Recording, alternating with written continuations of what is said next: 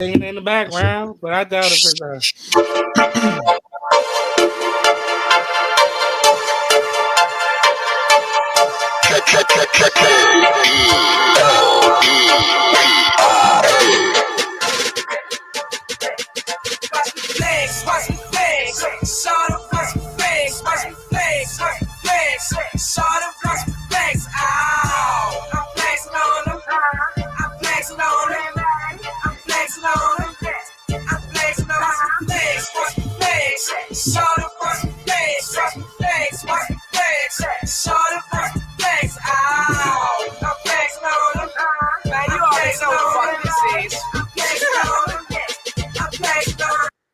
You're now tuned into the Next2flex Podcast. Streets talking value.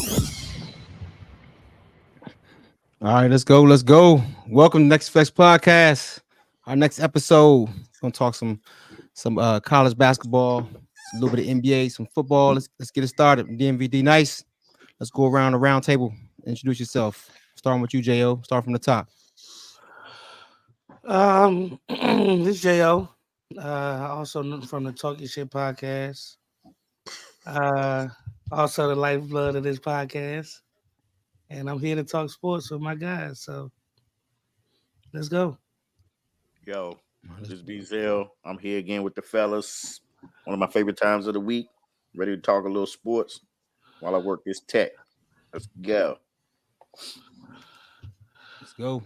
Keep them going around. Oh, that's on you. Hey, what's up? It's O. Ready here to talk sports. Let's go. Yo, what up? It's Sean, a.k.a. Personal Special Guest, a.k.a. PSG. Look here, Next2flex, Slick. Let's talk sports. Let's go. You been working on that shit. That shit. I know, right? That was off the fly. Clean. He's rehearsing. My man got a 7-minute drill, huh? Well, this kid with a V, not a B. So what up? Let's go. No, that was off the fly. No lie. Off the top. All right. Kevin wrote his down. Go, Kevin Kev. wrote his down. Boom. I don't care what y'all say. That was too much. Kevin. I got a notepad right here. He's in the bathroom in the mirror. You did intro already, Kev? You did Yeah, I'm yours? done. I did it. All right, you're done. All right, let's get started. Let's talk about this championship, NCAA championship. We had the men and women. Like the women outdrew the women, the men 18.9 million and 14 million. Let's start off with the women. Give me y'all. What'd you say? Y'all. They did what? The women had 18.9 million viewers, and the men had 14.8 million viewers. Yeah, that much? The men? I didn't think that high. Women crushed it. They crushed it this year. So give me y'all takes. Give me y'all takes on the championship. How y'all like the women's joint first? Give me your opinion on that joint. Go ahead, jump in. Don't be scared. Well, I want to say I think the ratings are also affected by the times too. They came on Sunday afternoon when that was on. Men came on Sunday. You're right about that. But they came in 10 o'clock, yeah. They still drew record crowds, but I'm just saying the men came on at like 9:20, like that show late for a lot of people. You know what I'm saying? But that's the best prime time. That's late. That's only late for us. That's perfect for the West Coast. Yeah, that's true. And they've been doing it for so long. Why change up? You gotta flip there, man. Who, me? The men had a better time. The men had a better time than the women. Well, no. Viewership? I don't know. Yeah. I don't know. Yeah, the men was on prime time. Women was on prime. But Sunday was most people out and about on Sunday afternoon. So you're right. Most people at home, watching TV at night. So men were on prime time. Men had a better time. Yeah. Yeah, but the viewers, the women had more intrigue. Friday and the viewership was up for the women though. That's because of the game, the players. Yeah, it wasn't because of the time. It was because of the intrigue of the game. Yeah, who watched the game? Who watched it? We can agree to disagree on that one. Because Sunday, everybody. I don't believe everybody out on a Sunday afternoon. I don't believe everybody out on a Sunday afternoon. Slot, yo. I just don't believe everybody. Can I finish? I just don't believe everybody out on a Sunday afternoon when work is Monday. I just don't believe that everybody just be out there. It got nothing to do with being out on Sunday, yo. No, they sitting there watching TV. I'm confused. The men played in a prime time spot. That's when people home watching TV. That ain't prime time for the East Coast. Hey. It is when you combine the whole country. 9:20. That's on Monday Night Football. They all start. That's prime time. That's prime time. I understand. I got you. Because the West Coast, that's 3 hours back. I just don't think it's necessarily a better time. That's all. I just don't. Let's talk about the game. Let's talk about right. Let's talk. Go ahead, Sean. We'll talk about the game. Man. Let me talk about the game. I actually watched the game, and it was intriguing all the way through for me. Of course, South Carolina done what they were supposed to do, and congrats to Dawn Staley. Shout out to Caitlin and the Iowa farm women. And they they represented. Yeah, they balled out. It was a good game though. But they just didn't, have enough juice in the tank to take out South Carolina. But I enjoyed it. Exactly. And they had the depth to mess all those 5 stars. I mean, they did their best though. I mean, but it was evident, like Joe even said, like Caitlin had like 18 in the first half, and they were still like down at halftime. Like, at that point, you're in trouble because she can't score 72 points. You know what I'm saying? So yeah, it was fascinating to watch though. It was interesting, but Iowa, like from the first 10 minutes, didn't have a shot. At least to me, it didn't look that way. Yeah, South Carolina just got a better team. Like it's just a better team. Caitlin Clark is amazing, but they just had a better team. And 9 times out of 10, that's what happens. A better team. If you just have that individual, a better team is going, That's what happened. Well, I ain't gonna get to that, but okay. Mm-hmm. Yeah. What about you, O? You got something right? Yeah, I mean, South Carolina with that size, it was nothing Iowa could really do with Caruso. What's her name in the middle? Cardoza. Yeah. There's nothing they could do with her. I mean, I think Iowa's tallest girl 6'1". For real? 6'7". I mean, yeah. That's it. Yeah, that's a big difference. I think girl in the middle though, right? What's her name? Sadiq. What's her name? I couldn't tell. Yeah. Who you talking She's about? like 6'1", yo. Yeah, she's 6'1". Okay, yeah. I think I think the girl from South Carolina said she's coming out, right? Yeah, she went first pick over that. Yeah, she said she's coming out to the draft. All right. So about before we go to the men's side, what do you think about Diana Taurasi? Basically, saying that she playing with 18-year-olds. Wait till she get in the league, playing with some grown professional women. How you feel about them comments? I love it. She was talking about Caitlin Clark, right? Yeah, I love it. She played on Caitlin. Yeah. Taurasi, an old dog, man. Like, I love it. Yeah. She definitely. For me, Taurasi's the GOAT for real. I mean, she won 3 championships. I mean, I dominated WNBA. She has the right to talk some shit. She has the right to talk. Yeah. I'll never take that away from her.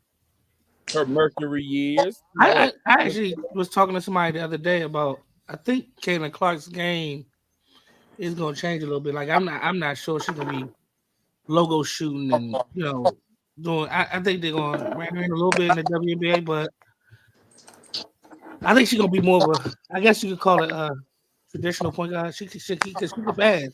I mean, she can play regardless. I mean, she can adapt. But if you can shoot, if you can shoot, you're gonna always hit those shots. I mean, I think it's gonna change. To be honest. She gonna be the number 1 pick. That's gonna be who people gonna come to see. I mean, right. If honestly, yo, if I'm Caitlin Clark and I do hear a lot of feedback. Is that right? Me too. If I'm Caitlin Clark, somebody her agent agent phone on or a speaker or something. I think that's she's muted mic. There you go. Yeah, that's what that was. It's a newcomer. Oh, well, what I was saying was don't start. I will cut your ass up. Starting already. See, it's easy to talk that shit when it's not live and you don't have to respond and be directed. I will cut your big ass up. You got the right one today. Get it. You was talking a lot of shit last week. You had a lot of bitches you was throwing around, right? Which is probably like your traditional vernacular. I'm here today. Watch yourself. What are you talking about? What you talking to? Big boy, he used the word bitch like 4 times in like 5 minutes the last show. Damn. Like but all of a sudden he got real though? comfortable, and the word bitches start when y'all start talking about money. He got real tight, reeling his feelings about it. We're talking about bitches man, these bitches, like as soon as y'all start talking about money, he talking about the segment. He talking about the segment. Joey's joints. Yeah, no, it came up. It was 8 bitches in 5 minutes. We talking about this tonight. Why we? What's going on here? What does that have to do? All right. I'm saying, I see you coming. I see you coming. See, you already doing it. He asked about an echo. I said it was you. That's when we heard the echo when you came on. So you gonna say that even now, your response was just that? Oh, it was just me. Like that was the end of that. It wasn't like you starting off taking shots. We was already here. What are you?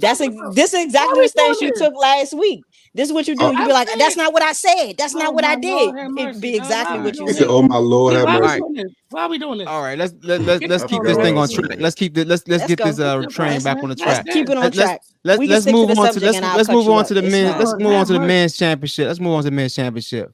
Obviously, go ahead. I know. The rhythm got messed up. Go ahead. Oh, finish it up.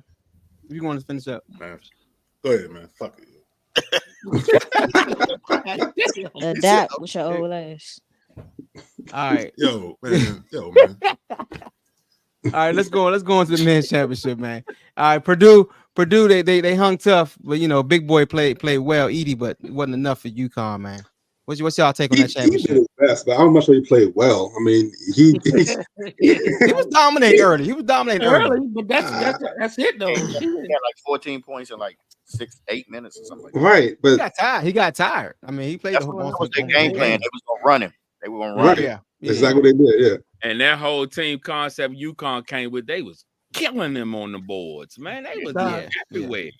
They said, okay, you gonna get yours.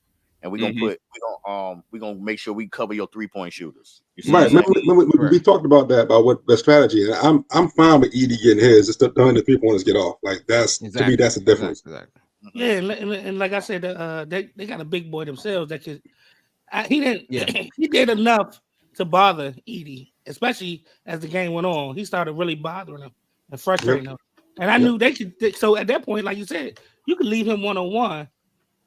And just, cover the 3-point shooters or whatever. Like that was it's a good strike. That was the only people that could do that though. Pretty much. That's true. That's true. That dude 7-2, Edie 7-4. Right, and I know he also was the best interior defender in the nation this year, right? I heard him say that during the game. Like the dude from Connecticut was rated like the best interior defender, like best like. Oh, the center, yeah, he was for UConn, yeah. Yeah, I didn't know that either. Yeah, they had the right tools. I mean, he was move a little bit. He's a little quicker. He's 7-1, right? 7-2. Yeah, he's 7-1. Yeah, 7-1, 7-2. Yeah, he played well. 7-1, 7-2. The dude for Connecticut. UConn. Yeah, he's 7-2. He's 7-2. Yeah, 7-2. Klingman. Yeah. Klingman, that's it.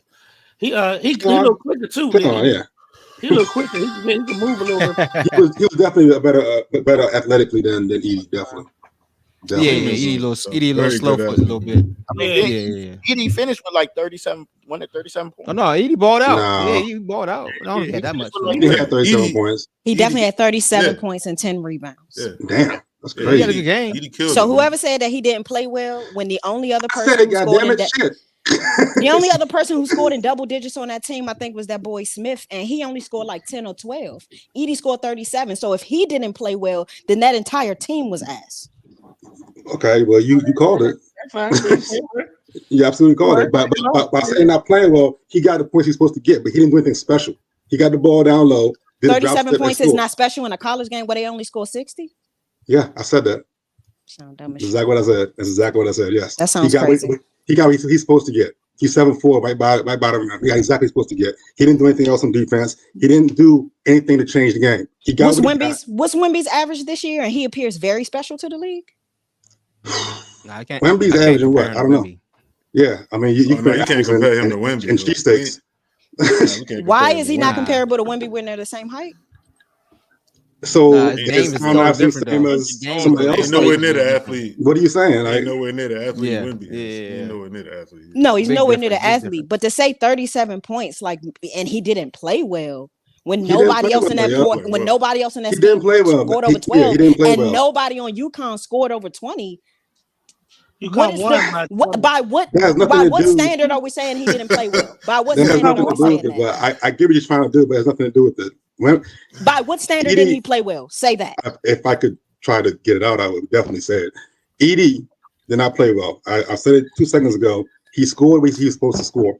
He had one-on-one every time. He's 7'4". He didn't do anything special to change the game. You think that outlines why he didn't play well? Just repeating that he didn't play well and saying that he didn't do what he was supposed to do? What are the statistics by which you're judging he didn't play well? Why didn't he play well? That's he didn't change the game. It's called the eye test. When you watch a game, you can tell who's doing something and who's not.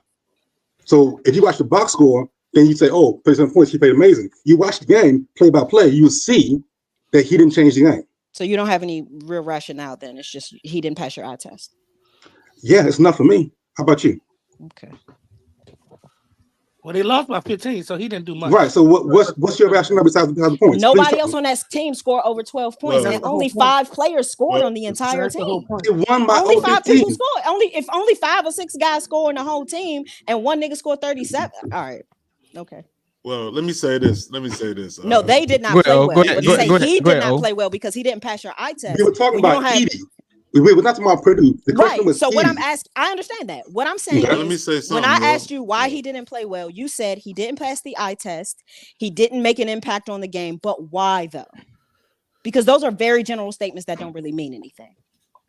Okay, so explain to me, why do you think he played well now? Since your statistics, tell me why he played well.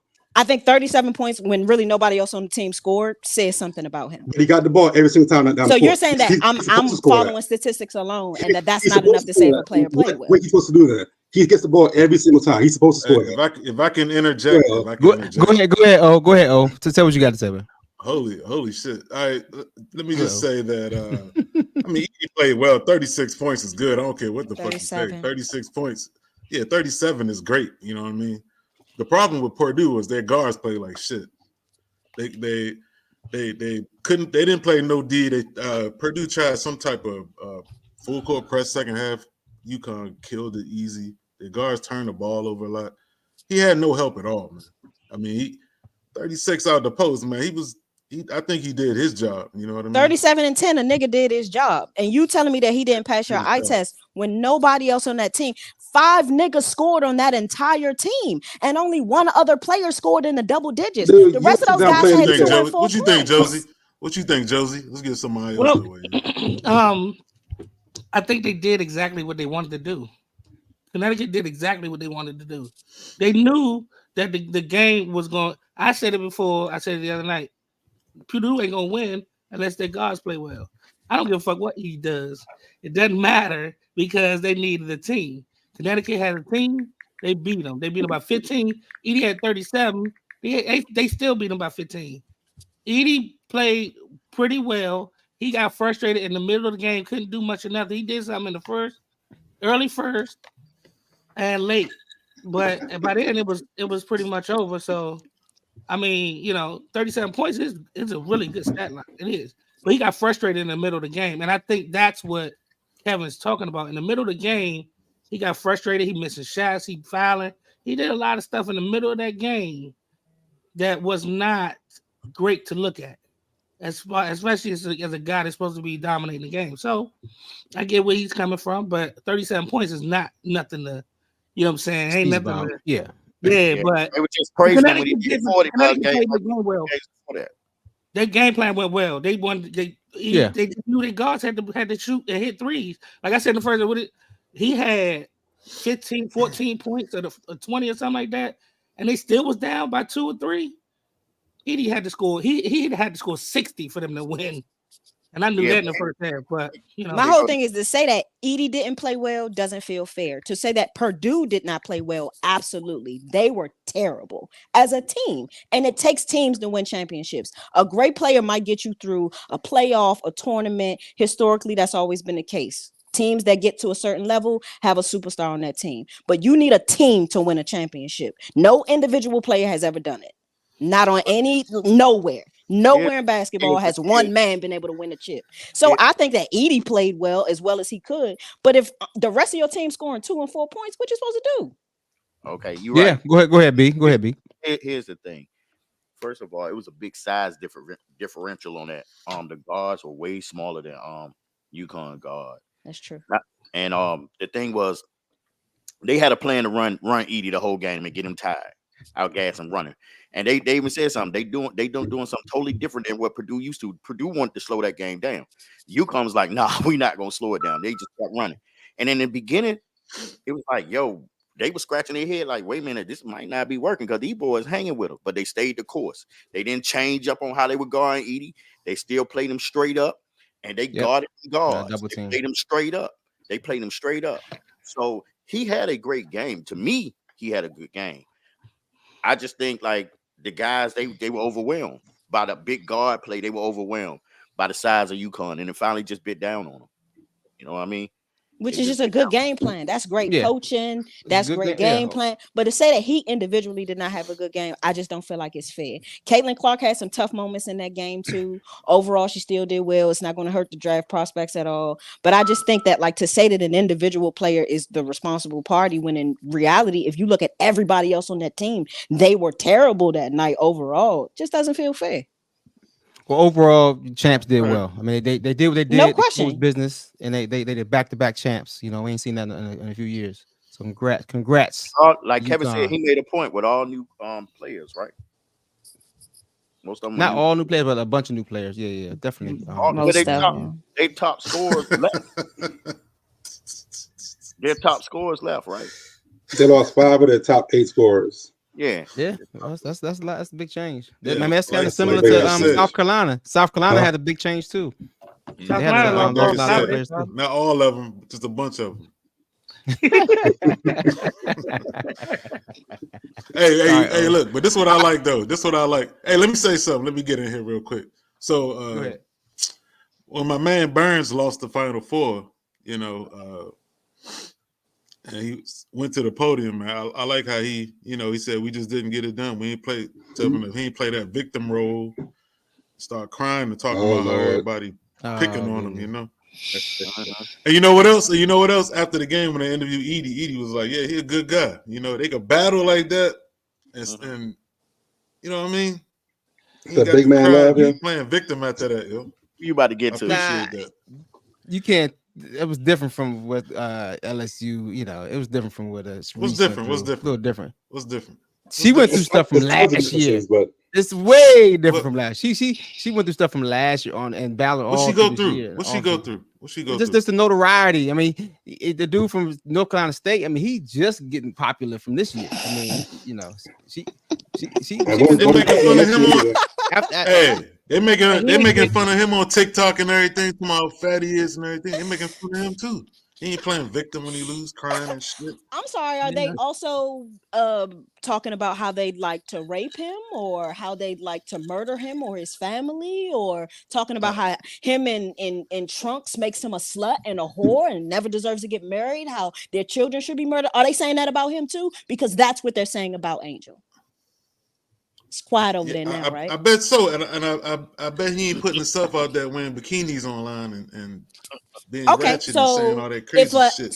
So if a 5-year-old is in like a 2-piece, that's her sexualizing herself. Sexualizing is you taking a person's outfit in a 2-piece. A 5-year-old and a 2-piece. They have those for children. They definitely have those for children. They definitely have those for children. But the point is to sexualize a person. To sexualize a person means it's the same as saying that a woman in a certain outfit deserves to be raped, that she asked for that. That's the point that Angel is trying to make. I think like what men don't understand, because I think that there's like a natural block that occurs, is that no matter what outfit a woman has on, she doesn't deserve to become the object of your sexual desire. That is what sexualizing means. No matter what she wears, she does not deserve to be the object of your sexual desire. Yeah, and that should not change if you put that in a 2-piece. And turning that into raping and murdering her is weird. You can't control what people say to you. You can't control that, but it's a problem though. because you shouldn't have to. If you're in Sports Illustrated, women have been doing that for 50 years. Sports Illustrated, the swimsuit edition, has been around for years, and never has there been this extreme problem. The swimsuit, obviously, I'm exaggerating the numbers, but the point is that it's been around for like 20 years. It's been. You know how many swimsuit editions I had hitting? Thank you, Wayne. That's the purpose of that episode, that magazine though. It's to sexualize the athlete, so I don't quite understand that reference. Like that's the purpose. I don't agree with that at all, and you seeing it like that is kind of strange. Sexualizing somebody versus showing your body, that doesn't mean that you're sexualizing. If that's the case, then every woman that goes to a beach should be sexualized. That's ridiculous. Well, hold on. Back to the swimsuit issue. It's the same thing. If you're saying that every woman in Sports Illustrated in the swimsuit edition is being sexualized, then every woman that goes to a beach should be too. What's the purpose of the swimsuit edition? Like, explain that to me. What's the purpose of it? It's definitely selling sex. It's just promotion. For whatever she's promoting. Promoting sex. The women who feature in that magazine are promoting lots of different things. There are film stars in it. There are swimsuit models in it. There are athletes in it. Yes, there are. No, it's not. Best of money. It's celebrating the body. It's about the body. It's a body. It's about the body. Showing your body. It's about the body. It's about the body. Yeah, it's about the body. What she hung up? Nah, did you lost connection? Let's get back connection. That was easier than I thought, yo. What's the next topic, yo? All right.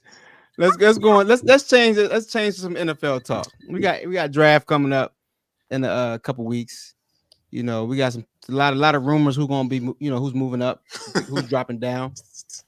Who do y'all think should move up in the draft to take some top picks, and why? I hang up for real? She lost connection, man. She ain't hang up. She coming back. She's coming back. Of a statement. Oh shit, yo. Go ahead. That was a quick. Usually. Go ahead, Josie. Go ahead, Josie. Y'all know. But anyway. Yeah, please, man. Bezel, please, man. Bezel, please. Minnesota. Yeah, talk about that shit. We gotta talk about that shit. Minnesota. Hello. Minnesota. My bad, Josie. I think Minnesota. It's cool. I think Minnesota. I think the writing was on the wall when Minnesota got that first pick. Yep. Yeah. I think that's the. I don't know. Now I think people might react off of Minnesota. Like who's below them? Denver, and the Raiders or whoever. They might react off of Minnesota doing that and maybe try to trade up. But right Denver's now, right behind them. Denver, right now, Raiders, and the Saints. Yeah. So right now. All I can see right now, like probably 95% Minnesota trading up to try and get that top 5 to get one of the quarterbacks. That's the only team I see right now. But it's gonna be some more. I just don't see. There's gonna be some movement for sure. But I definitely Minnesota.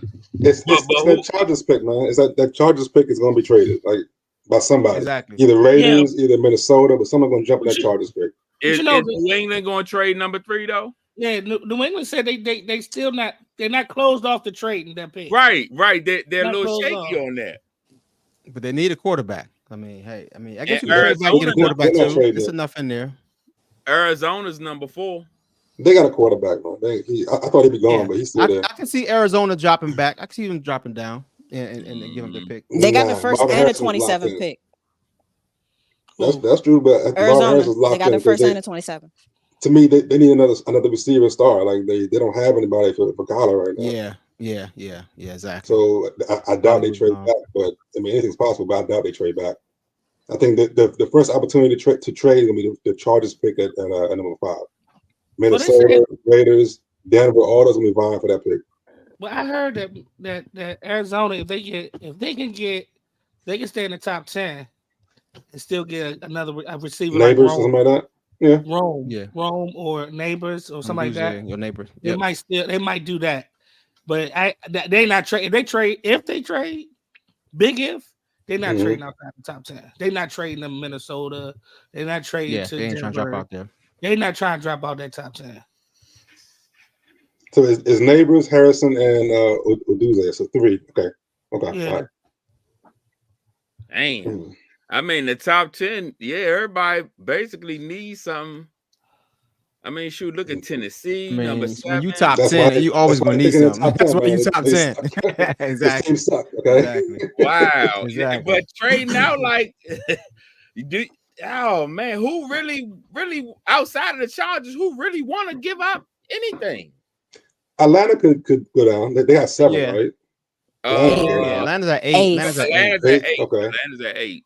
They can go down. Bears maybe, definitely but trying to it's gonna trade need them. to.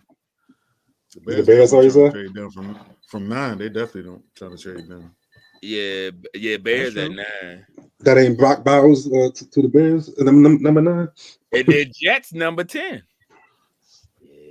Yeah. Well, the Jets will probably trade up. I mean, they need some help. Ain't no suitors there, but the prize is the quarterbacks. I don't see. Is Aaron Rodgers coming back this year? Did he guarantee his coming back this year? Yeah, he can come back. He's done. He's doing his 2 years. He's done after this year. He's doing 1 more year. Yeah. I don't know. I don't know who really could move around. I think Minnesota gonna move up. I think Denver gonna try hard. I know the Raiders gonna try hard. I don't know if they're gonna actually get there, but I think the Raiders gonna try. I just think the people at that point they only have this year's first. That's why I think Minnesota is so attractive. They got 2 first rounds this year. Mm-hmm. And people want to see that immediate return, at least some of that immediate return. Yeah. What does Tennessee need? Because they they got the 7th pick. So they can move. They need everything, especially getting rid of Derrick Henry. They may be stick with. They already got a quarterback. I mean, well, for now, it's a new coach. Guarantee. It's a first round. But again, it's still a new coach. I mean, Will Levis. They're gonna stick with him for a second. They're not gonna try this yet, but they're definitely gonna. They need O-line. They need protection. Yeah, they got receivers. They do need linemen. They need another running back, but they can get that later though. Yeah, well, they picked up Pollard and the rookie they drafted last year. Yeah, they need another running back. Decent. Spears. They need another Spears. He can play. Exactly. Yeah, they need another running back, but I think you ain't say no names to me that's gonna help them. I mean, they're not gonna have that same ground and pound offense. Right, it's a whole new thing. It's all about whole different scheme. Exactly. Yeah, maybe if they combine for 1,200 yards to them and they get some receiving stuff from them, they'll be all right. I mean, they got Ridley. Man, they picked up some weapons. You have no idea what the coaching staff going to do, man. They may they may run and shoot, man. You don't even know. Man. And they go, because they gave 1 ground and pound. We'll be out there slanging them. They gonna run the A11. Remember that offense? Damn, dude. It's done with the wing team. Exactly. All right. Well, we'll see what's gonna happen, man. It's gonna be interesting. Wait, before we get off the NFL talk, where y'all gonna watch the draft at anyway? Where's the spot to watch the draft? You got Thursday, Friday, Saturday. Who hosting? Everybody I'm busy that day. It's Thursday night. Yeah, it's your birthday. Thursday, my son's birthday. Oh, that's right. That's your birthday weekend. Okay, that's right. Thursday, my son's birthday, so we might go. Yeah, Friday I'm gonna be drunk somewhere. I'm gonna get text from y'all about who we drafted. Yeah, me too. I'm gonna get text. Well, I don't even know if I'm gonna get text. I had to check in somewhere. There you go. WhatsApp, you can get them. Get that WhatsApp, you can get them. Oh yeah. I got WhatsApp. Yeah, I see that. What you gonna do? We'll figure it out. What you gonna do? I'm be in the studio watching draft. We'll be in the studio. Okay. Bet. Me too. Studio draft parties. Fucked up. Getting fucked up. Yeah. Draft party in the studio. All right, that's a bet. Because it's boring. It's boring as shit. Pretty much. After the first round, yeah. After the first round, exactly. When the whole thing is boring because the whole thing is boring. Yeah, it just take a long fucking time. But I watch it. It is boring. Where's it this year? Like, where's it going to be at? Like, where's the draft this year? Oh, I don't know. That's a good question. I forgot. I mean, last year was Memphis. Is it Chicago? Is it Chicago? Let me see. Michigan, maybe. That might. That sounds like it is Michigan. Maybe. I literally I can't even recall where that. Damn, that's crazy. I guess That is kind of sad. Huh? It's in Michigan. Well, I don't know. Where is it, Sam? I think Darius is checking. I'm trying to check. Where is it at? I'm taking too long, man. Y'all find it. No, man. So, yeah. Oh yeah, it is in Detroit. Yeah, Detroit. Yeah. Okay. Yeah. Okay. All right. Motor City. Motor City. I'll be there this summer. All right, let's move on topics. Nobody cares. Family, oh no. Family reunion. Family reunion. Okay. My wife's side. Sorry to hear that. All right. Sorry to hear that. Hey, Motown coming back up, man. They're making a comeback. They're making a comeback. No, it ain't. No, it ain't. No, it ain't. No, it ain't. No, it ain't. It is not. It is not. It is Ain't not. nobody coming to see you, Otis. Don't drink no water out there. Oh, and Flint, right? Very It's gotten better. It's gotten better. All right, let's go on some NBA talk. I got relatives. All right. Hey, look, y'all. That ain't got nothing to do with me. All right, what's next, man? All right, let's talk some Wizards talk, man. The Wizards actually playing pretty well into the year. I mean, they obviously got some promise, going into next year. I mean, we'll see if they get top 2, top 3 pick. But they pretty much guaranteed. what y'all want to see happen in the offseason for the Wizards this year, man? They actually, for me, they're looking like a team with this new coach a lot better than before. With previous coach. Who's y'all taking the Wizards, man? I don't even know who he is. He was assistant. They motivated him. They promoted him. They playing well under him though. They didn't want to fire Unseld, so they moved him up to the front office. Yeah, that's right. They probably gonna get a new coach. Yeah. They probably gonna get a new coach. We need a new coach. But they're playing hard. They playing hard. We don't need a Joe Mazzulla. We need an MA. This dude, his name Brian Keefe. He an old school dude. He an old school dude. I mean, he's coached at a lot of places, so he's been around. Okay. He one of them in your face, no nonsense dudes. He call everybody out for what they do. So that's gonna last a year, and then accountability. That's probably what they needed though right now. I mean, they may keep him. Who knows? It may not. It's not time to get the coach yet, so they may keep him. Yeah. I feel like I say this all the time, but it's a great opportunity to call Mark Jackson. I don't see why not. Mark Jackson? Mark ain't coming here though. I don't see why not. Mark Jackson, young team. Yeah, he ain't coming. I think he would take any job at this point. I think he would take any job. He's talked a lot about his desire to come back into the NBA as a coach and how he hasn't gotten the opportunity. I think he would take it just to prove what what his skill set is. I think he might. That'd be interesting. I think that's what you like. That's really what we could use, like a coach who like really kind of specializes in like rebuilding a team specifically through the draft with young players. With Poole, Kuzma, and Kispert. No, Poole ain't gonna be here, man. Poole not gonna be that long. Nah, he gonna be here a long time. He's terrible. He was a gamble that failed. So he was like a failed experiment. I mean, Kuz is. I don't like Kuz either. I'm fine with Kispert, but I don't really love Kuz or Poole. Kuz could play. He's so spotty. And he's such a bad shooter to be a wing. Like, what the hell? Like, a wing that can't shoot is crazy. I won't call him a bad shooter. It won't call him a bad shooter. You won't call him a bad shooter? I mean, what's his percentage right now? What's his percentage this year? Yeah, before you say that. Is it high? Is it above, below 38? Stats.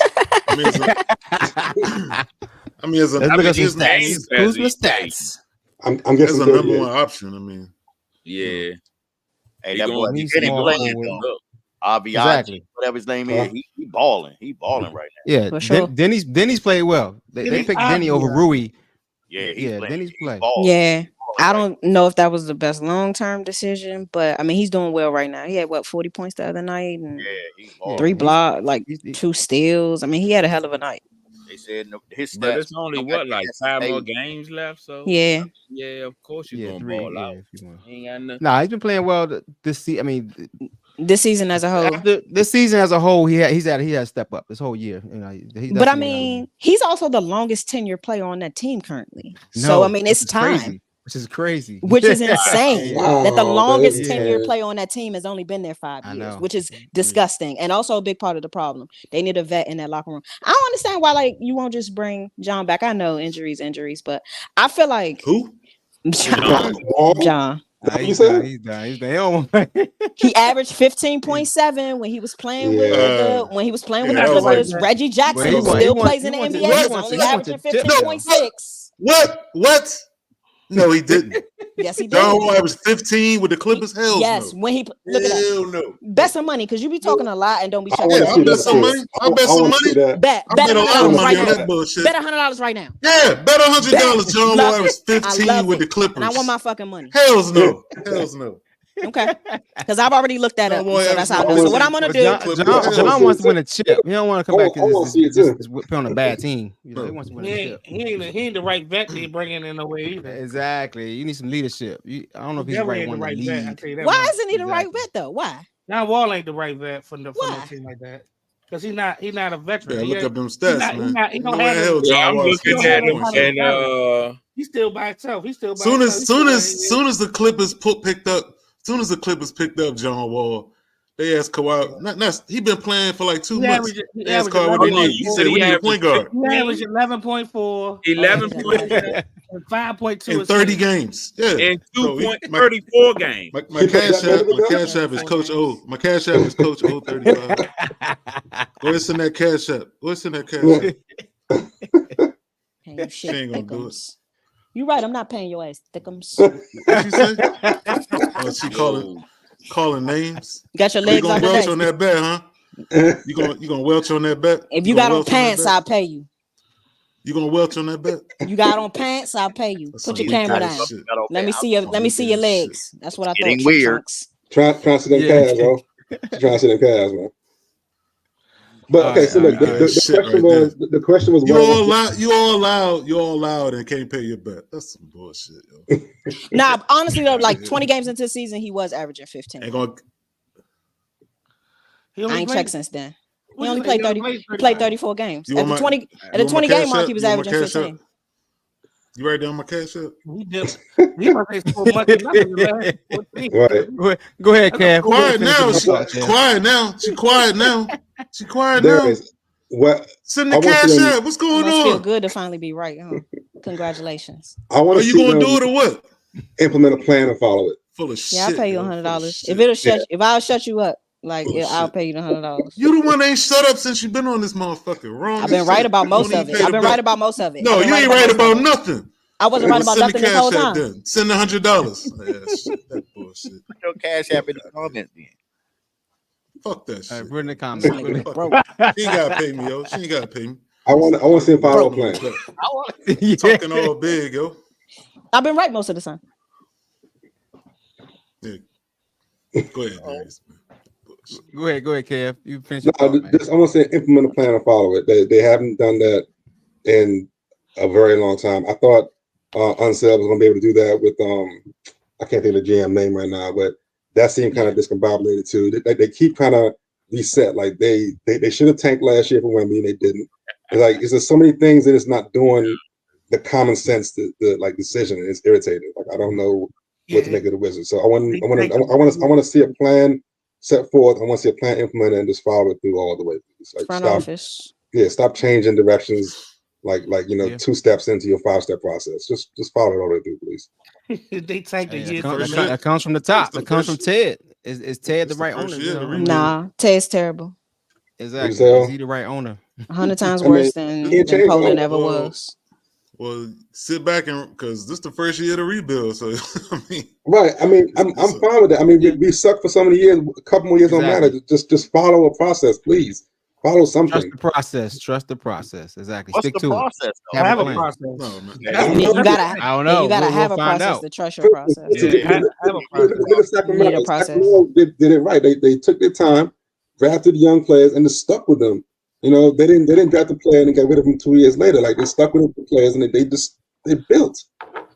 They built. Yeah, who's that? Draft pick, then so what? But just keep building. Like don't just. Like, I don't know, it doesn't appear like they have a firm plan. And I thought, what's the white dude's name, man? The GM that came in after Grunfeld. shit. Yeah, Kevin Durant, boy. Yeah, I know. I thought for sure he was going to have a plan, but again, it just wasn't. It seemed discombobulated. Tommy So Shepard. there we go. Thank you. Yeah, Shepard. Shepard. Yeah. Yeah, he had a plan. It just didn't work. Did they complete it though? Did they get to the end, or that's when they scrapped it? And then like it's been so many levels of disappointment. I can't remember which one I'm talking about. But Shepard's regime brought in Denny, right? Obviously, he brought him in, right? Yeah. Mm-hmm. Who brought in Kispert? Who brought in Kispert? That was also Shepard, I thought. That's also Shepard. I mean, he had a couple picks. Yeah. I mean, those are good role players. You know what I'm saying? But who's the star? Denny go. They thought Denny was going to be the star. But Denny's a core. No. Shepard. It's Bill. Bill was the star. Bill was the star. They let him go. Till he left. Yeah. Well, you had to let him go. Shepard. I mean, paying him too much money. You had to let Bill go. No, he wasn't playing. Wasting his career. He started getting hurt. Street clothes posse. And them street clothes. He had to let him go. He was getting hurt too much. And that problem has continued with the Suns. So it ain't getting no better. We got rid of him right on time. Because really, historically, Brad was like most games played in the NBA at one point. And then all of a sudden, it went from like he plays more games than anybody to like not really playing at all. And it's only gotten worse. So we got rid of him right on time. His injuries, though, to be honest. After he got his money? You think that's what it was? Yeah, they say that. Could be. I mean, they can say that, but if you the most games played dude for 5 years in a row, it affects your body. Your body gonna break down. Exactly. Yeah. Same could be said of John though. He played years hurt. John, once John hurt his Achilles or his knee, he wasn't the same after that. I mean, he tried to come back, but he never really developed a mid-range jumper, which he needed. But his game was all about speed. You know, he lost that. He lost step, it. You know what I'm saying? Yeah, exactly. I feel bad for him. John, I do, but you know, he lost it. He's still young. I mean, he's still young. I mean, he's only like in his early 30s. Like he still could be playing. If Chris Paul was playing, he could be playing. No, but your game got to change. Yeah, definitely. You got to evolve. He developed a perimeter shot during the like right before he got to the Clippers. He was shooting like 40%. It's not terrible. I mean, he got better than he was with Washington, but he wasn't great. He got better. He was definitely shooting. Hold on, what did he do like 40% with the Clippers in Houston? 40% what? Well, he didn't play. He was shooting 40%. Like his field goal percentage was around 40% with the Clippers. So in Houston, and he didn't really play in Houston because Houston they were nervous about the injuries. He was just coming off of an injury. They didn't want him to play because they wanted to get rid of him, and they knew that if he got hurt, that they was going to be stuck with him and that big ass contract that he had. So he didn't really play in Houston. He didn't get a chance to show what he had out there. Okay. I can agree with that. They benched him. Like he was just coming off an injury. They didn't want him to mess around and get hurt again, which ended up happening with the Clippers anyway. They didn't want to take the chance. You think he'll get another shot? No, but he should. Nah, I think there's a lot of teams he could play on and be a 7th or 8th man and be productive. They'll probably send him to the big three. He ain't gonna do that. He ain't gonna do that. He ain't gonna do that. Pride won't let him do that. Not he don't need. Yeah, exactly. He'll retire first. You'd be surprised. He ain't retired now. He ain't retired. He is not technically retired. But he ain't announced it yet. Exactly. He would never play in the big three or overseas though, because I think if he was gonna play overseas, he would have did it when Boogie did it. Yeah. Agree with that. Need that check. All right, let's move on to some Josie's joints. Let's go, Josie. We need a theme song for that, man. Exactly. Come on, Josie's joints. Josie's joints. Josie's. Yeah, we're gonna record that, Kevin, next time in the studio. That was nice. Yeah, I'm with that. Wasn't at all. All we need is wasn't at all. That was not. That was not beating the back. That was not the jump. Right there. There's some beatbox. All right, so I was thinking. I was going over the weekend. I actually saw this highlight. I saw a Sean Kemp highlight jump, and it was just. I miss Sean Kemp. Just to say that. And so I got to thinking. I was like, nah, no pause. I really do. Like, there's no pause in that. And so I was thinking, like, all did he? I had a list, but we gonna. in your mind, who you think are the top 5 in-game dunkers in the NBA of all time? Like, or what you've seen? Let's do 3, man. My number one. Yeah. My number one is do Vince. 3. That's fine. Let's do 3. Top 3. My number one is Vince. I mean, that's Okay. Who's 2 and 3?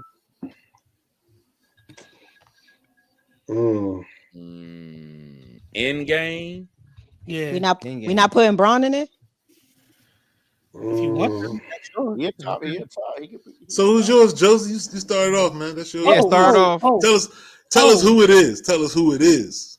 I ain't got no specific order, but it's Sean Kemp, Michael Jordan, and Vince Carter. Mm-hmm. Hey, man, I'm good with that 3. I'm good with that 3 right there, man. That's a good 3. Yeah, I mean, because we know Jordan when he aged, he was, but when he came out, woo-hoo, and I saw Kemp. I just can't.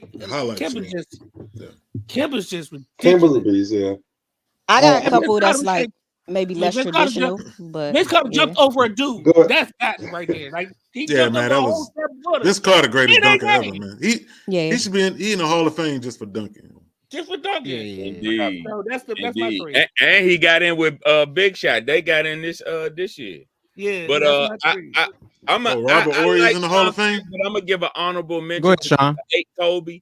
Yeah, and then I'll take Mike, Vince, and number 8 Kobe because he was piping on him. Oh my. I'm gonna throw y'all off with this one. Oh shit! I'm gonna throw it off a little bit. I mean, because it's clear what Joey says correct, but I'm gonna go with Steve Francis is in there. Oh, I'm gonna go with respect that. Okay. Respect old that. school Rodney Rogers before he hurt his knee. Ooh. And I'm gonna go with Rodney Rogers. Rodney Rogers is my dude, Wake Forest, man. That's my dude as a young. He could dunk. He could dunk. Before he hurt his knee, he was a high flyer. But then all of a sudden, he was shooting threes. Yes, he was a big dude. Yes. Him and McDice together. So, Steve Francis, Rodney Rogers, and Steve Nash. Nah, Baron Davis. Oh man, Baron Davis. There you go. I mean, Baron Davis got some iconic dunks. He got a couple. He got like 2 or 3 iconic ones. Yeah, he got some bad ones. Yeah. D-Rose is a good one too. D-Rose is a good one too. My bad. Someone said go ahead, man. D-Rose is good. I agree with everybody that y'all named. And y'all kind of like already knocked out like the top like 5 or so. I agree with everything y'all said. But I would throw in little known, not little known, but like somebody we probably don't think of too much anymore. I throw Clyde Drexler. Got like the shrug game, kind of like, you know what I mean, like kind of threw off like how people saw Clyde, but Clyde the Glide, he was special. What did I say to y'all earlier? I said that to y'all. That Clyde the Glide was special, and that's like one of my brother's best friends. So I've had like a lot of conversations with him. He's a good dude. Okay. So I would say Clyde. Blake Griffin. At his peak, he was special, and nobody said Dominique Wilkins yet. That's true. I know that. No one said that. That was my pick right there. Nick was my pick for sure. Yeah, definitely. That two hand dunk, two-hand dunk, and just jump off 2 feet. That was right there.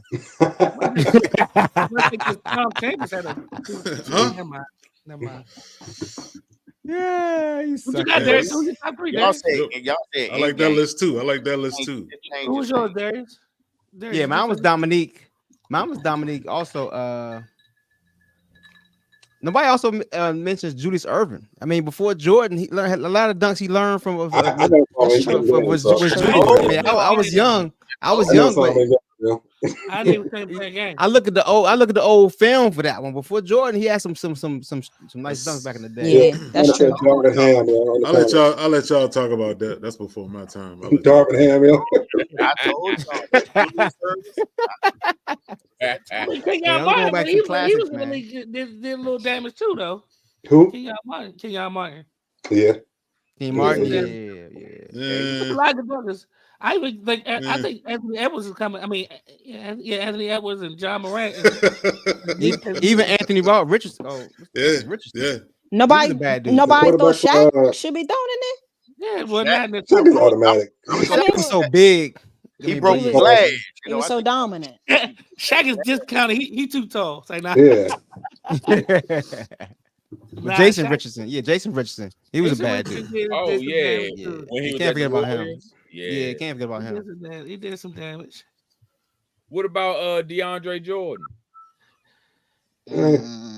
Jordan, you got some iconic dunks. Disgusting jokes though. I would go Tracy McGrady before I went DeAndre Jordan. You got Daryl Dawkins. He used to got Daryl Dawkins, Shatter Glass for sure. Yeah, Chocolate Thunder. Chocolate Thunder. Way back. Oh yeah.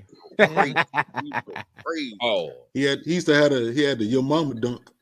Yeah, no, pick Scottie Pippen. I'm about to say Chocolate Thunder is what they used to call somebody's mama in here. What? Oh shit! Oh shit! Wait.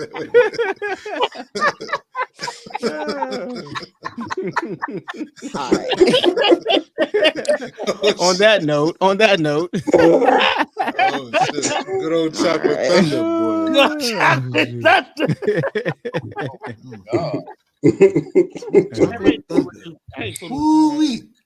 Ooh. I know who you're talking about. That I ain't saying nothing. All right.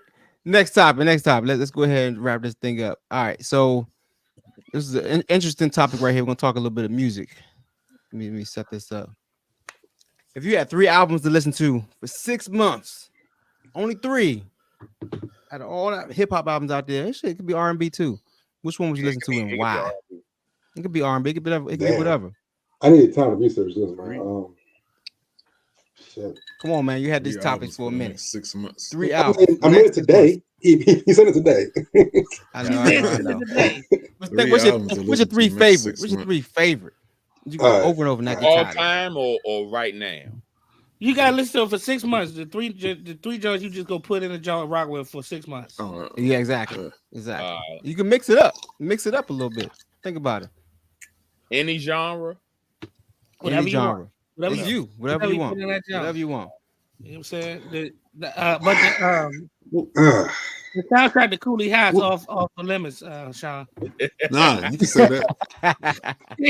What? We ain't for you, B. Come on, B. Lead us off, B. Come on, B. He about to get into that. Yeah, you should. Soundtrack to Cooley. You see him grab his bed, right? You're like, yeah. I got you. Go ahead. My mama break first. Right now, I listen to that Victory Lap. Cameo. I'll listen to that Victory Lap with Nipsey Hussle. I'll do the ATLian with the Outkast. That's to motivate. Yeah. I like that ATLian joint. That album, because it just hit me. It would have been Quimini because that was a special time, but I'll do ATLian. Then that's where it gets scary because I kind of wanted to do R&B, but I'm gonna go with a shit. You know, I'm gonna throw it out there. I'm gonna listen to L Boogie, Lauryn Hill joint, because it was just versatile all over. You know what I mean? Hits after hits after hits. So I can mix that in. There you go. Lauryn Hill, ATLians, and Nipsey Hussle. That's a good 3. Mm-hmm. What about you? Oh, I see you listening. You know, thinking about something. What you got? I like that Lauryn Hill pick. I like that. That's Can't a good go one. wrong with Lauryn Hill. Yeah, that's all I got. You just gonna listen to Lauryn Hill. That's it. Hey, I want to talk about. Oh no, go ahead. Y'all go ahead and say y'all. You know, Yeah. I want to talk about that J Cole shit. I'll jump in. My number 1, Reasonable Doubt. I gotta have that.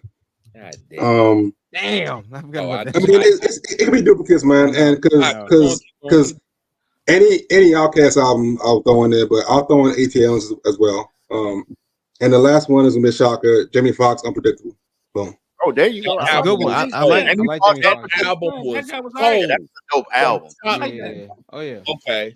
I like that. I was gonna say Anthony Hamilton, but I just. I'm gonna go Blueprint. I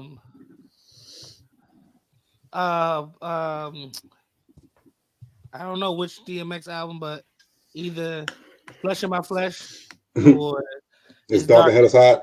One of them two. And Confessions by Usher. Okay. I used to love that joint. I ain't gonna lie to you. Um, I used to love that joint. Oh, the dude that said he want to set the mood. all right, let me see. I'm gonna do Untouchable Scarface. Cameo. Oh, okay. Okay.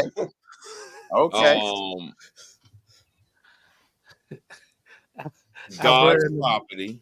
Alberta and the damsels in distress. Oh, come on, man. And for my R&B, Go ahead, give me that R&B one. I think I keep hearing Stevie, but I'm going with what I love. Go ahead, though. And that's Jodeci. Player. Which Jodeci, man? Which Jodeci? I said Diary of a Mad Band. Okay. Oh man, I did like Diary of a Mad Band though. I did like that. Hey, but why Jodeci only could sing slow songs? It couldn't sing fast songs. What's up with that? Get on up is the only one that was decent. Get on up is a Casey and JoJo song, not Jodeci. Yeah, it's not Jodeci. It's Casey and that's why. Same thing. No. Gotta get on up. Is that Casey and JoJo, right? Casey and JoJo. That was Jodeci. Sure? That's on Diary of Mad Band. That's on Diary of Mad Band, yo. Yeah, the only reason I remember it because I remember. Sean, you want to bet $100, Sean? The whole group was in the video. I bet you I bet you $100, Sean. Oh man, I'm pretty sure though. Yep. Let me look that up. Yeah. Go ahead, Darius. What's up? You yours? I got. Hold on. I'm trying to find my last song. Go ahead, Mia. Oh yeah, that was Jodeci. Respect. Yeah, I'm going Jodeci Forever, My Lady. I felt like it was like almost perfect. It was like almost perfect.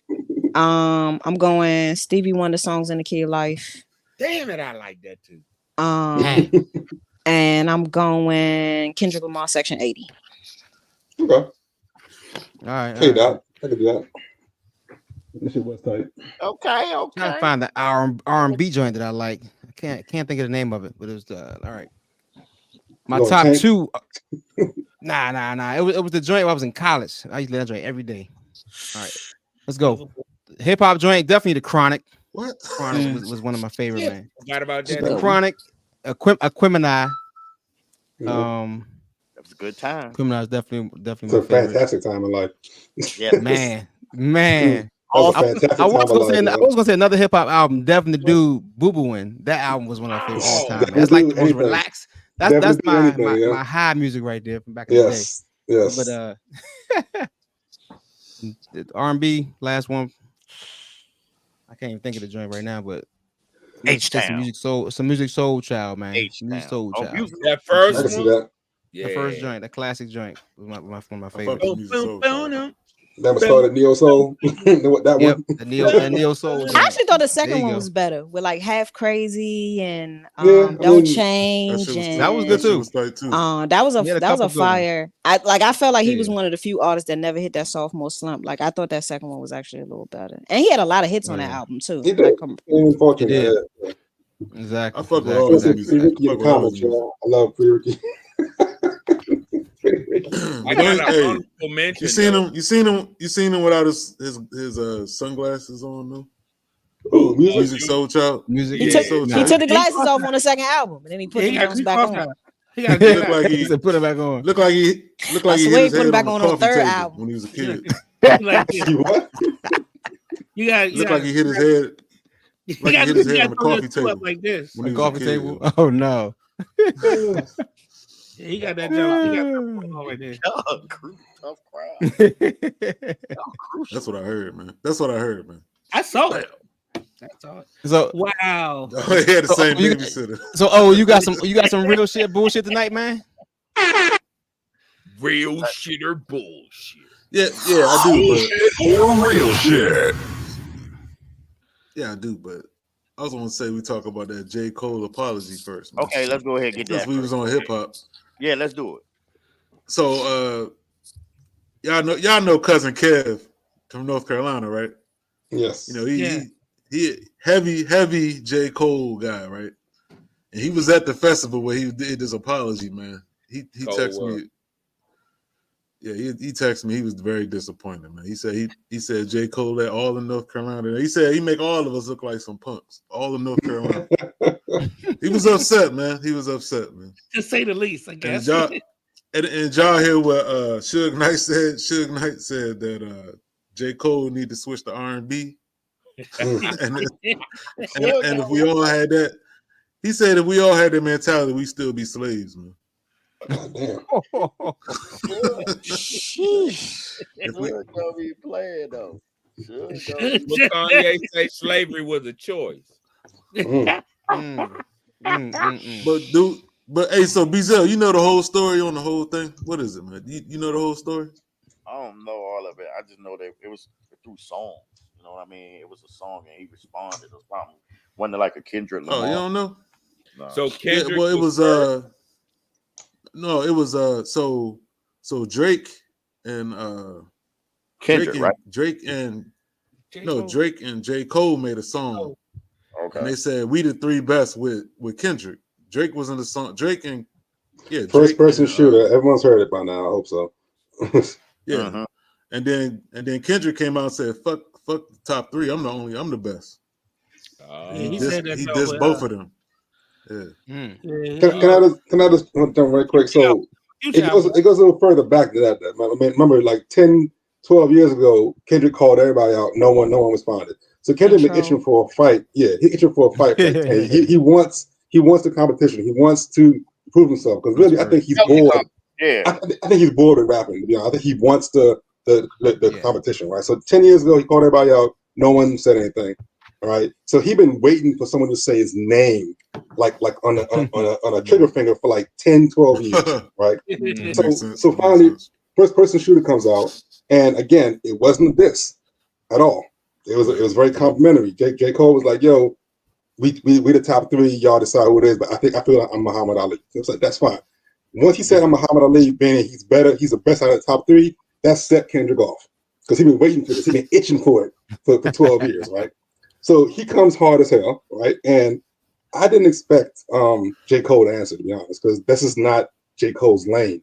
So it took a while, though. It took a while. It didn't. It did about 4 days, right? It didn't take long. I think it took as long as it did because it wasn't like an individual. No, it was like 3 months. No. Kendrick, like that, has been on the charts for 3 weeks. So it's impossible that it's 3 I'm months. about to say he just did on Future's album, which came out. Yeah, that was 3 weeks ago because he got the number. This is his longest number one song in the history of his career. Okay. Yeah, it's been 3 weeks because this is like his longest charting song in like the history of his career or something. So he came out with like that. Again, I didn't think J. Cole was going to respond because this isn't J. Cole isn't aimed about this. Like I was really shocked when he responded. Right, I liked it, but I was shocked he responded. So when he apologized, what? No, I'm sorry. Go ahead. Sorry. I don't. Sorry. Go ahead. When 7 Minute Drill came out, 7 Minute Drill came out. I was shocked that J. Cole even put that out because I didn't see him responding to what Kendrick said. I just didn't. It didn't appear to be. In fact, I thought it was AI. I thought someone put it out with AI because to me, it didn't sound like a new J. Cole. It sounded like a 2014, 2012 J. Cole.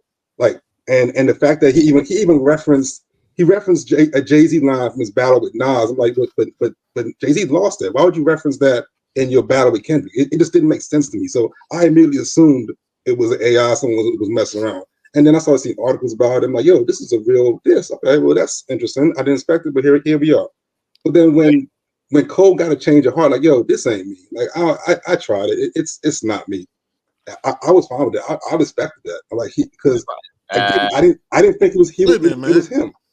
I didn't think it was him, man. It didn't feel right. And we talking about hip hop, man. Incorrectly. And I pray that God align me back up on my purpose and on my path. You know what I mean? I pray that my nigga really didn't feel no way. And if he did, my nigga, I got my chin out. Take your best shot. I'm gonna take that shit on the chin, boy. Do what you do. You know what I mean? Like, all good. Like, it's love. And I pray that y'all are like, forgive a nigga for like the misstep and then I can get back to my true path. Cause I ain't gonna lie to y'all. past 2 days felt terrible. Like, it let me know how good I've been sleeping for the past 10 years. So all of that to say, man, I want to now perform the song that's a reminder to me of getting back on the right path and getting in tune with God. And the name of the song is called Love Yours. I'm for y'all right now. Yeah. J. Cole ain't about that life, man. And I pray that God align me back up on my purpose and on my path. You know what I mean? I pray that my nigga really didn't feel no way. And if he did, my nigga... Trash. Yeah, I thought this was hip hop, man. I thought this was hip hop. Yeah, Trash. Here's the essence. Trash. Battle, man. Like, look, J. Cole is letting his verses speak for themselves, yo. Like, if you like J. Cole's verses, the Bama's tight.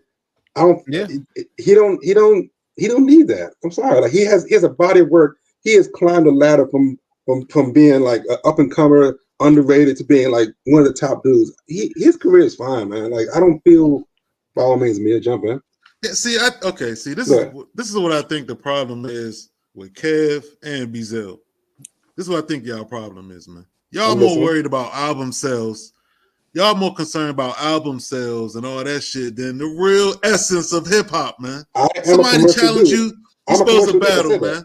I know, but the essence of hip hop is about this is it, man. You battle, see who the best MC. I didn't say nothing about that. Because you always sending Billboard rankings and all this shit. Yeah, what I'm talking about is what hip hop is about. As a business, let me finish, man. I'm just saying. No, I'm talking about hip hop, man. I'm talking about hip hop. I ain't talking about sales and white people Billboard top 13 and all that. I'm not talking about that shit. Because that's who run that shit, man. The white people decide themselves, man. Not us. We don't decide themselves. White people decide themselves, man. I'm talking about real hip hop. I'm not wrong, man. White people buy more albums than anybody, man. You're wrong. Listen, white people. Go ahead, B, then we get to Mia. Go ahead, B, then get to Mia. Go ahead, B. What you got to say when we run over that? Well, I didn't really speak on the J. Cole thing, but I will come back to you, buddy. At the end of the day, it is about sales. It is about this, that. Oh man, no, it ain't, man. That's not what hip hop about. Hip hop ain't about sales, yo. Not all That's about. That's not what hip hop is about. Hip hop is about making. Hip hop is about making your own music, man. Wait a minute. It ain't about sales, man. That's the problem with hip hop. First of all, when me and you was talking, it was talking about music in general. You see what I'm saying? And I was going at on business side of who moved more units, and that has to do with popularity. It has to do no, it don't, man. You might not. But if this man moved more units, that's commercial. I'm just telling you how I feel. You feel what I'm saying? You can speak on how you feel, but I'm telling you, I'm going by numbers, and numbers don't lie. If this man moved more units, his numbers don't lie. It's just what it is. That don't mean you're a better MC. Hold on. Oh, so BZ, based on that point right there, so moving units makes him a better rapper? No, I never said that. I never said that. That is what you're saying. That's what you're saying, dog. That's not what he's saying. That's not what he's saying. You're trying to do my work because I think Redman is. No, I was just asking. That ain't nothing I ever said. Yeah. I never said trying to clarify. That's not how it sounded to me. That's not how it sounded to me. I know. That's how they do. They try to warp the stuff to their way, but that's not what I said. I'm asking. That's why I'm asking. Are you basing your criteria on sales? No, that's what I'm asking. Not off of being the greatest rapper or the best rapper or this, that, and the other. Okay, then that's fine. Then I'm out of that part. Then. All right, go ahead, Mia. What you got to say, Mia? Go ahead. I was gonna say, I think on the one hand, as a fan of hip hop, and as a historian, my whole thing with J. Cole was like, if this bothered your spirit to this point, you didn't release like one diss track, you put out a whole album. It took time to create that. You didn't do that in a night. So if that was going to be the case and you felt like this was bothering you so much, then in between the time you recorded that, what was it, like 7-song album, 10-song album or something like that, to me, like, he should not have responded at all. Right? Because Drake hasn't said anything yet. So to put that shit out and then to backtrack and say, oh, this hurt my spirit, to me, it was a little childish. And I feel like it's like reflective of some childish behavior on his end. But I would say that a person maintaining their peace at all costs because they got a life to live outside of this. Not to mention that J. Cole had done an interview like maybe a year or two ago where he talked about the fact that he doesn't intend to do this. And also, like, I've met J. Cole's manager before. He has a very strict plan for how long he wants to do music. He's not one of them artists that want to be doing music well into his 40s. After a certain amount of albums and a certain amount of time, he wants to be done. He got a family. So I feel like a man maintaining his peace at all costs, and if he does something that violates his peace, feeling like, well, I need to take a step back from that. I ain't like that version of myself. I don't want to be that version of myself. I want to go back to being who I am. He has the right to do that. Now, do I think that aligns with hip hop necessarily? No. But do I think that he wrong for moving like that? No. I think two things can be true. I think that you can move in a way that's maybe contrary to hip hop, but that maybe moves better amongst your spirit. Two things can be true.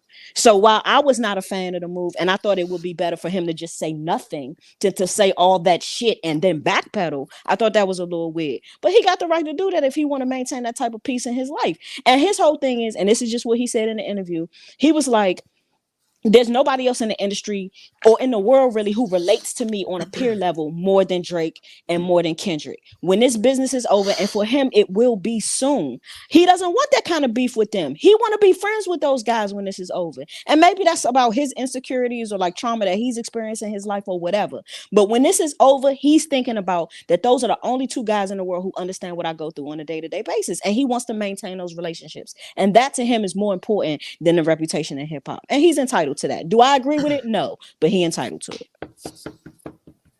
You must be scared. Okay, and that was good. But let me say this so I can address this real quick. Sean, go ahead, man. When you were asking me a question, Omar was asking me a question. You understand? So when y'all both talking, I got to pick and choose. You feel me? So now when I answered your question, I was done with you. And I get that. I get your frustration, but I was done with you. Now I have to address Omar. You understand what I'm saying? So Omar, what I'm telling you is, if as a businessman, I look at album sales. Now, we had a conversation a few weeks ago when Kevin said something about nobody moving units. Like who was that? Who did you quote? I was quoting. The question was about Pimp Juice and Us. Yeah, okay. The question was about Nelly and having the hardest time in hip hop or whatever. Yeah, and because why was he having a hard time? Because of what? Because there's other people like he said Ludacris and. What do you say? I saw that episode of the shop. I watched it. Yeah. So definitely, as what I do now, what I'm saying to you is basically is like this. In music, no, I think Redman is one of the greatest artists ever. As far as lyricists, I think he's one of the best. I love Redman. You feel me? Now, of course, I like Pac. I like Big. I don't like Pac because he sold more albums than Big. I just like Pac because he resonated more with me. You understand what I'm saying? It wasn't because he sold more albums than Big, Omar. Now, I named hits that he had. I said for every hit that Big had, Pac had 5. He had 5. That's all I was saying.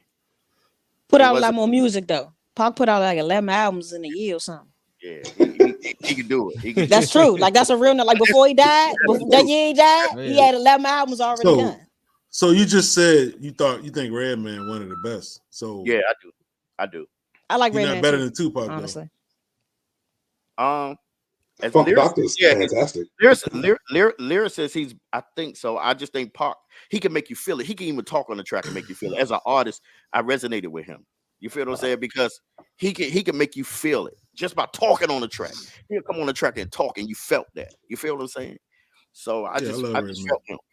But Redman was one of my greatest, you know. He in my top. I think J. Cole's scared, man. Because I get what you're saying about relationships, but it's just rapping, man. This ain't 1995 and you know what though? Killing each other and all. I hear what you're saying about that. It's just some lyrics, yo. It's just some lyrics. It's fun. They can still be cool and talk to each other and be friends. I hear what you're saying about that, but Kendrick don't seem to me. Kendrick don't seem to me like the type of nigga you could be honest like that with and still be friends with him. And I think he just don't come off like that to me. He come off like a nigga. If you say something, he gonna hold on to that. So I feel like if you cold and you want to be buddies with the nigga, like, yeah, he just don't seem like the type of nigga to let nothing go.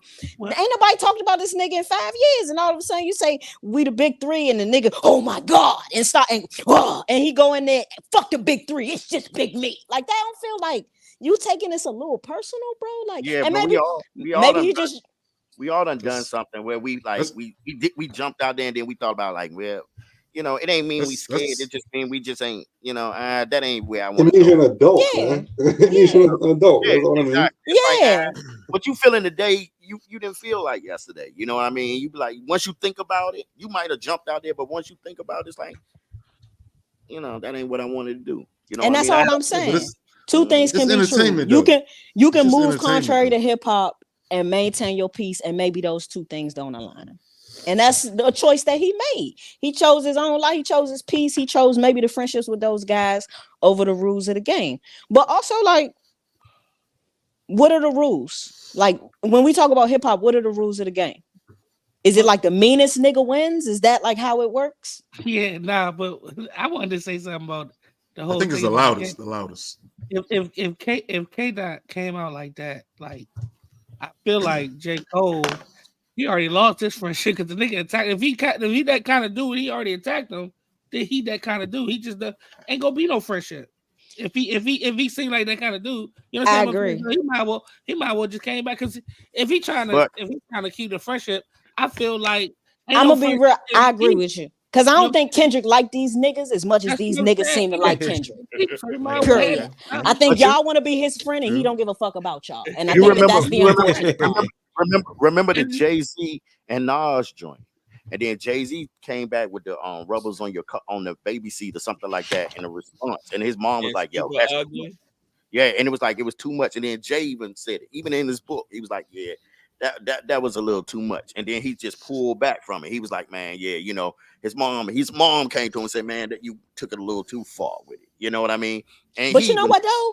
We reduced that Jay-Z diss to them two songs. I was actually like reviewing like kind of like the disses overall. So I'm listening to like No Vaseline. I'm listening to Dollars and Cents. I'm listening to all that, right? Oh, yeah. Jay-Z was talking about Nas in a bunch of songs. He was talking about fucking his baby mother in like 6 songs. A lot of songs. But when he put rubbers on the baby seat and stuff, and his mom hit him. And it's in the book. Read the book. It's in the book. And he was like, yeah, he realized he was like, it's too much. You know, because you could get caught into it, man, with this rap thing. That's something I used to do, you know. You get caught into it. You get caught into it. I had the little flip in the tip joint. I had Jason them came down there. And they was with me. And even T.I. and Luda. T.I. and Luda too. I know that one. But listen, Flip and with the tip joint. Tip came out birthday bash. She came on the stage. We was backstage. Everything. I had Jay Hill. They had came down from it to Atlanta. And we was on the stage. So they pulled up and Tip came on the stage in his prison, you know, like little orange suit type situation. And he was calling out Flip, this, that, and the other. And everybody was like, who are you talking about? And he said it was Flip. You feel what I'm saying? But then them cats got to fighting, you know, he went out to Texas, out to Houston. They fighting in the street. It went too far. And a lot of Tip had a couple friends get killed around the time of that beef too. I think his man Falant, who used to own the restaurant. They came into the restaurant and shot the Joan up and killed him. The problem was, and then they brought Scarface in. Their face was like, and then Tip was like, how you feel about him saying he the king of this, that, and the other? And then Flip was like, how you feel about it? Scarface, look, I'm certified. I ain't in it. You know what I mean? I'm certified who I am. You feel me? But it got crazy where they was really fighting in the street. So sometimes people get in something and then they pull out of it. They just want to pull out of it. It is what it is. You feel what I'm saying? It looks like he's scared, or he don't want that smoke, but sometimes he don't want that route, you know? Yeah. Don't want to go that route. You think and about that's his choice. He got a wife and kids. He don't want to do all that foolishness, and he entitled to that. Yeah, I think it hurts him though. I think this hurts him though. Yeah, maybe. I agree with you. Yeah. I don't know if it hurts the legacy overall, but certainly it won't hurt. It won't hurt Billboard. It won't hurt the Billboard. Nah, I don't think that. I don't know. But I'm talking about. But I'm talking about, you know. With niggas, I think it hurts. I think it hurts the legacy. Niggas, I agree. Credibility. Yeah, credibility. Yeah, the verses are still tight. I mean, his verses are still tight, but not the Billboard rankings. But not the Billboard rankings. No, I probably won't. Which matter because if the sales didn't matter, niggas would make this music and put it on SoundCloud. Niggas would make this music and put it on. Some niggas do that. Some niggas do that. All them little some niggas do, but not these niggas you talking about. Yeah. Kendrick sold 30 million records. He care about the sales too. If he come out and the album don't move no units and it don't sell nothing, it matters to him. It might not matter to you, but it matters to these niggas you talk about. They on top of the game. That's different. Because you looking at it as a fan, and then I'm looking at it as two different things. No, I'm looking at it's hip hop. Hip hop. You looking at hip hop? How is that? Okay. I mean, there are a lot of artists that don't worry about it being. I'm sorry, go ahead. It's cute. No, go ahead. I'll wrap this run up. No, I'm saying there's a lot of artists that don't care nothing about hip hop. Like Cardi B is one. She give a bad ass about hip hop. She make music and that's it. That's all she care about. So it's very difficult to maintain this is hip hop because like it don't really mean nothing no more, man. Like it just doesn't. It doesn't. It don't mean it. Like ever since Nelly and KRS-One was beefing, it ain't really mean nothing. Like it don't. Unfortunately, it don't. Yeah. But people squash beef all the time. Cannabis and LL did it. After he ripped the mic off his arm, right? I'm just saying. That's a classic. Hey, that's gonna be the next week's topic. Top hip hop beefs of all time. There you go, right there. Ice Cube versus NWA. No Vaseline. God damn, this time I set it off. All right. It's been a great show. Let's wrap this thing up, man. Thank you, Mia, for joining. Thank you, Mia. It definitely was a little controversial, but we enjoyed it. We enjoyed the battle, the contrarian. I like it. Appreciate you guys having me. Truly. Go ahead. Except for this nigga, man. All right, go ahead. Go ahead. This nigga bitter, man. Let it go. The show over with. Go ahead. Go ahead. Oh, Darius don't know what to say, yo. No, let's do the real shit or bullshit. Let's do real shit or bullshit. One last day. He got. I know Kevin got to go to bed. I thought that was real shit. I'm gonna make it quick. All right, what is it? Go ahead. It wasn't Darius. It wasn't.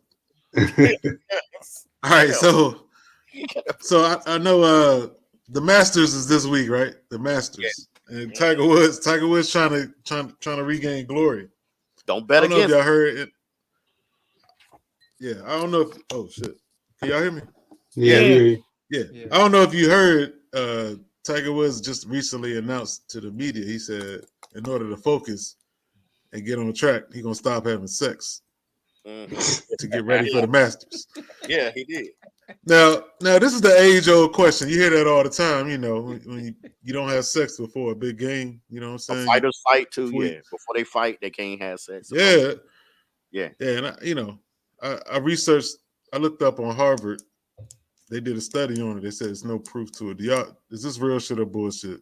Having sex throws your game off. Is that real shit or bullshit? What y'all think? Is Tiger Woods on some bullshit? And look, and one more thing on that. For Tiger Woods to come out and say that motherfucker's a freak. That nigga a freak, ain't he? I mean, clearly he is. For him to come out and say that. That was on his mind. I was not ready for this. I wasn't ready for this. I mean, in boxing, they adamant about that. In boxing, they adamant about that. Like, nah, they are in boxing. Yeah, I heard that. Like when you in a fight, now take your legs out. Yeah, take your. So I don't know. I mean, how many of y'all done had some cush and then went to the court and balled out after that? Every day. That's what I'm saying. So I don't know. Every single day. Exactly. I don't know. Loop it up. Boy, never mind. I ain't even loop it up. You going back to them days? I'm not really in the mood to go do anything else. Just chilling. Our coaches used to tell us that in college too, though. For real? Not that second What did you play in college? I played at West Virginia. Okay. What did you play? Soccer and lacrosse. What sport? Soccer and lacrosse. Okay. Soccer and lacrosse. All right. So how did he say that? He says, ladies don't, just don't relax tonight. Just relax tonight. That's what they would tell you. They take your legs out. That's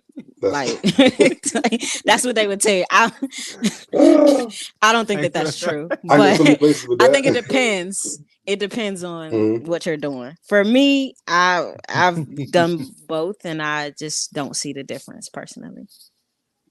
Yeah. I think it's bullshit. Yeah, I think we all think it's bullshit. I'm gonna go with bullshit. I think they're making up excuses.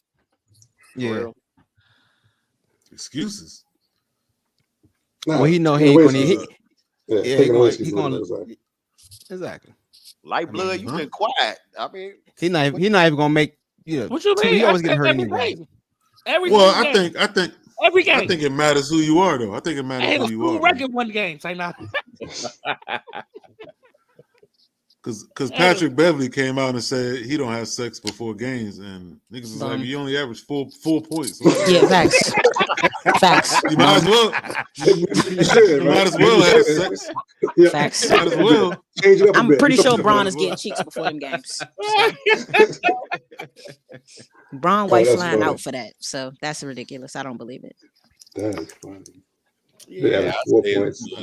I don't think Dennis Rodman listened to that. I don't think he listened to that. Oh hell no! At halftime, he getting buns. Yeah, that's what I'm saying. So what y'all? Wait a minute. So what if Tiger win the Masters? What y'all got to say then? That don't mean he wasn't getting no cheeks though. Niggas lie. Well, he got a whole lot of shit to say. He win the Masters on one leg. No, he win the Masters. That mean he right. That means dude, if he win the Masters, a lot of other shit went way right or way left. Yo. And that would be interesting if he won the Masters. Even if he won, I don't believe it. He was just lucky. That'll give him some credibility. I'll give him some credibility if he win the Masters. I don't believe he did. Because he gonna be I don't believe it. Nah, he gonna be behind on Saturday. He gonna be like, Alabama can barely walk 18 holes. He not winning the Masters. So he not gonna make it all 4 days. He always get hurt. So whatever, man. Right. Listen. Saturday he gonna be down. Saturday night he gonna get some cheeks, and Sunday he gonna win. He gonna be like, this strategy ain't working. This right. ain't working. He gonna give up, huh? He gonna make it. Yeah. Yeah, quick call. Never mind. Bye. I'm done. I'm coming, baby. I gotta go. I'm married and it's late. Good night, y'all. All right. Yeah. Good night. Thank you for joining. All right, let's wrap this up. That was a good segment, man. That's kind of funny though. It was good. I like that. It was interesting. Hey, y'all watch. So you gonna put some money on Tiger to win? How much money you gonna bet on Tiger? I ain't gonna bet on his ass. Bet $100. There you go. Bet $100. All right. It's been a good show. I think that. So who's the asshole of the night? I think who got the asshole of the night? I think it was probably Sean. Yeah, definitely Sean. Oh, Sean is the asshole of the night. Oh, you was petty. You was a petty son of a gun. You sat there and do all that bullshit. Fake it. Asshole of the night. Sean. Bullshit. Bullshit. You should have put asshole of the night on that joke. I was gonna do that, but I wasn't. I didn't know which way to write it though. So that shit confusing, man. You said what? It was a good show though. All right. On that note, close this out, B. Close this out, B. Give me your last comments, B. Damn, yo, this shit hard, man. Hey, listen, I can't respond because he breaking up. I can't respond. He breaking up. But it was a good show tonight, man. A lot of my boy Street General go back with me, man. Street shit. Back He in the the one A. who said they need to buy Pep Dave some buzz. Yeah, that's my man. That's my man. We 100. We locked in, man. We've been locked in for about 20 years. You know what I mean? On some real. My man Jeff from Nova Scotia, he was tuning in, man. We appreciate you every week, brother. Tuning in up there, man. Classmate, man. Gotta be cold. Good Lord. Yeah, but we had a couple people tune in. We had Weezy Dorsey, Mia and him go back since elementary school. You know what I mean? Good people. But yeah, man, I want to thank y'all again. I love this crew. I'd rather not do it with anyone else. I mean, these are my brothers, this is my family right here. You know what I mean? Yeah. You landed on real. Hey, listen. But I mean, it's getting too squishy. You're being too squishy. Listen. Let me say this. No, I gotta say this, man. I just had a friend that died. Talked to him 2 days ago, and he passed. My condolences. So I mean, I appreciate this right now, and I appreciate these guys, and I appreciate everybody that tune in, check us out, and like I said, catch us on the next one, God willing. Yeah, you know what it is, Bezel. Thanks for making us feel bad, B. We're talking about you. Right, go ahead, Jo. Go ahead, Jo. Oh, Mia said she want to come in studio. Bring it. That's a go ahead. Tell her she on the waiting list. She on the waiting list. It costs $100 to get in.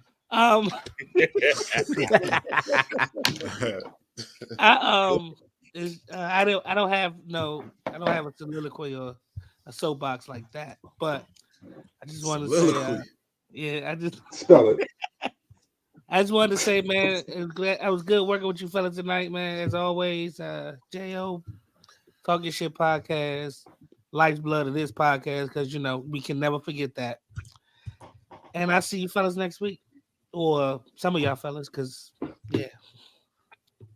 Right. Mia can't come to grab time. You see her. You see, she got a curfew. She had to leave. She can't come to the studio. We gotta do the mock draft before y'all niggas leave, though. For real, we don't do that curfew shit. Yeah, all right, go ahead, O. Go ahead, O. It's O. Thanks everybody who showed up in the comments. Appreciate it. Definitely appreciate that. Salute to my dudes. Yeah. Jeff Cusack way ahead of the list than Jeff on the list in Canada. He in Nova Scotia. When he coming Nova Scotia? Hey, we need to take this show to Nova Scotia, man. That's what I think. Man, that's all right. Man. I do that shit. There you go. Indeed. I like Cusack. Yo, I don't really had nothing. Thanks again, fellas, for treat me like the special guest I always am. Salute to everybody tuning in. Special shout out to my wife. She tuned in, gave a comment. So now you got to go too. No, I didn't say ho. Curfew time. I know y'all ain't talking. Hold on. Hey, nah. We ain't gonna do it. Really? Yeah. Nah, they man. show it out now. I get all of this.